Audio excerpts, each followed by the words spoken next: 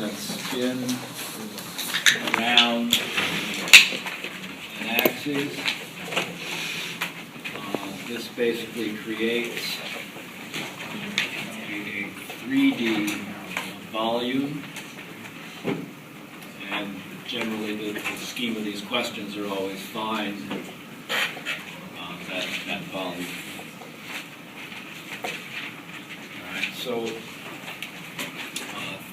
just going to go right to an example and start working through some of the standard kind of methods. We end up, when we slice these objects, either with discs or shells or washers. And so we'll end up, by the time we're done with 4 or so examples, we'll see those methods. All right, so I'm going to start with a real easy region. It just keeps the pictures decent and makes it easy to process while we're focusing on the concept. All right, so I'm just going to take the y equals x squared curve. So this in here is the y equals x squared. I'm going to take it only out to 2. Obviously this curve continues and this continues, but therefore, the region I'm talking about is this thing in here. Okay, so you might describe it as bound above by y equals x squared, below by the x-axis, and to the right by x equals 2. Right, so the issue with these revolved volumes is, if I wanted to take this object and spin it around the y, or spin it around the x, or even put an axis out here and spin the thing around, some other spot, what sort of three-dimensional object is created by the spin, right, and what is the volume of it. So I'm going to try to do this in kind of order, maybe, I don't know if it's really increasing difficulty or not, but I think the simplest ones for most people are spun around the x-axis. So I'm going to use that symbol to kind of make you feel like I'm rotating that shaded area around the axis. If I had done that, now if I draw it to scale, it's going to look really kind of funny because this is 4 units tall and I'm only 2 units out. I can show you that, but it'll be a little bit hard to see. These are my x, y, and z axes. Like if I'm starting with this is x and this is y, I'm then spinning around x. I think of this as still being x, this is still being y, and this being the third dimension that I would need to get a feel for the object. I should probably put an arrow on that to generate that. And, well, certainly this curve, would sit right here if you were going to look at, the trace of it in the xy plane, thinking of just the board here as being the plane. If you were looking in the y and z plane, the one that you imagine is kind of coming out of the board on an angle, right, well, if that were spun around, it really wouldn't have anything to do with the plane that sits here. But as this thing spins around and meets the plane down here, right, this curve would then come out in kind of a manner like this, so you'd see something that would kind of curve around like this in here. But then to say, what is the connection between all that is really hard. It's going to be circular because this thing would go all the way around. But to draw something that's supposedly, out 2 and up 4, and then, that same out 2 and up 4 this way, as opposed to this way. And don't forget then there's also the one that's down below and the one that's into the board. If I were kind of trying to draw the full swing of it, it becomes almost impossible. You know that you have this sort of circular thing from here to here. The main circular right around would go behind the axis way down and like this. But it hides this sort of trumpet shape that you see in here.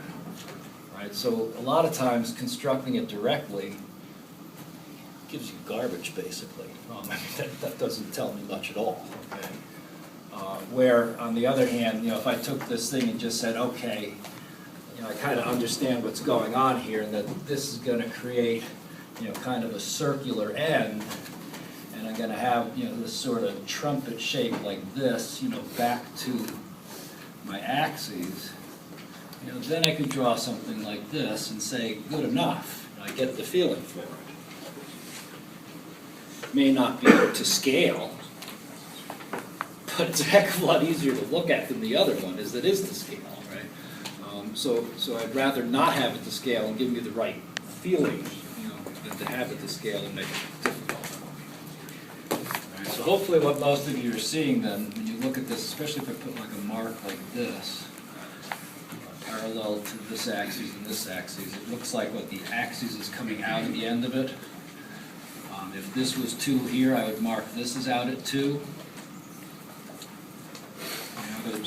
The job that we're about to get into is if I have a slice here in this object and it were spun, right, it's going to create a slice in here.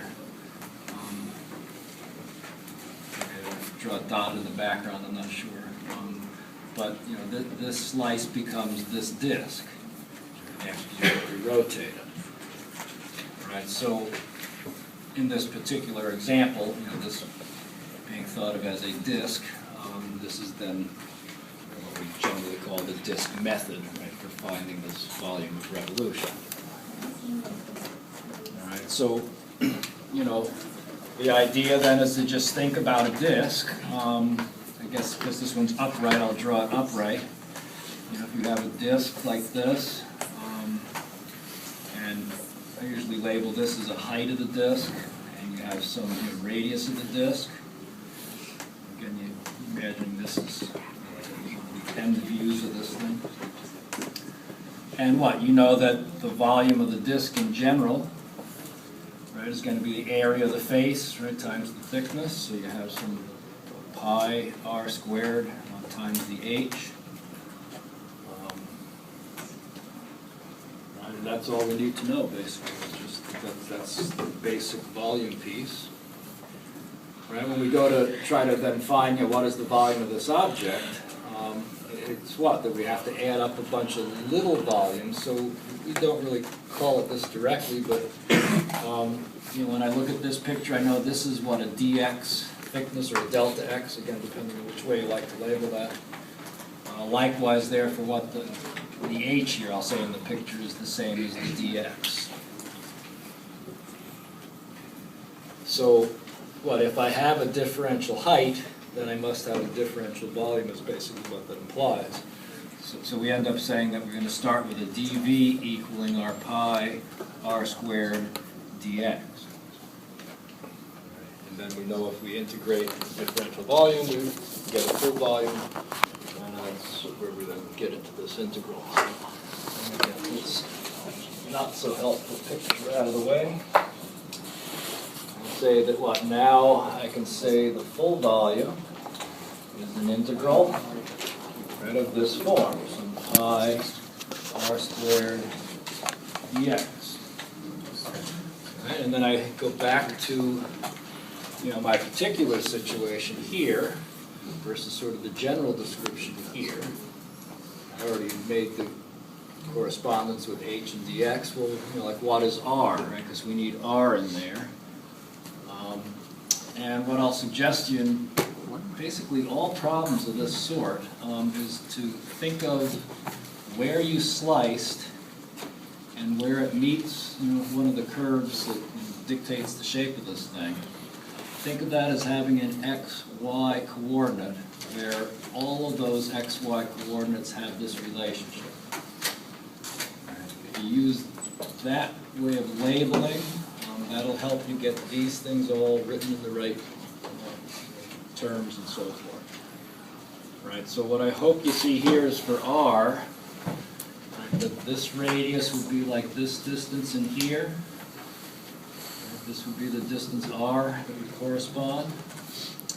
And when you think about the coordinates here, right, r is the same as the y coordinate. Right, so our first kind of rewrite could be to say this is the integral of pi y squared dx. But then what? Because it's a dx integral, or the integral with respect to x, we want to write the variables all in terms of x's. And what? know that y is an x squared, right? So we can use that. Again, that's why it's nice to say, you know, all these x, y's that I use to make these descriptions, you know, then have this as a nice, you know, conversion piece.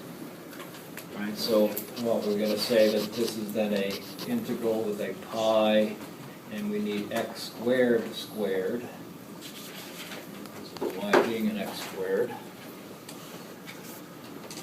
And so I guess we could just add in the limits of integration, simplify the power, and say therefore we want a pi integral, and what these little shell or disks really are being created, right, from 0 to 2. That's in the range of 0 to 2 for the x's. Right, and we have an x to the fourth dx.